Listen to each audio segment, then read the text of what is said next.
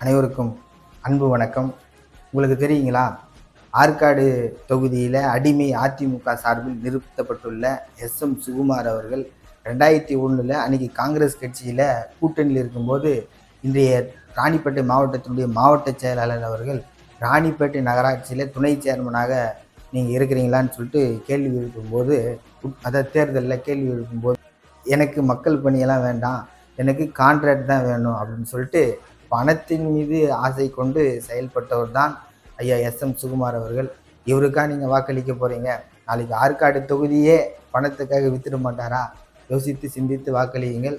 ஆனால் திராவிட முன்னேற்ற கழகத்தின் சார்பாக நிறுத்தப்பட்டுள்ள அண்ணன் ஈஸ்வரப்பன் அவர்கள் சாதாரண ஒரு வார்டு கவுன்சிலராக தன்னுடைய அரசியல் பயணத்தை தொடர்ந்து 10 வருட காலமாக சட்டமன்ற உறுப்பினராக சிறப்பான பணியை செய்து கட்சி பணியையும் மக்கள் பணியையும் ஒரு சேர ஆற்காடு தகுதி மக்களுக்கு வழங்கி கொண்டிருப்பவர் தான் திராவிட முன்னேற்ற கழகத்தினுடைய வெற்றி வேட்பாளர் அண்ணன் ஜே.எல். ஈஸ்வரப்பன். அதனால் வாக்களிப்பீர் உதயசூரியன், வெற்றி பெறச் செய்வீர் மதசார்பற்ற முற்போக்கு கூட்டணியை. நன்றி.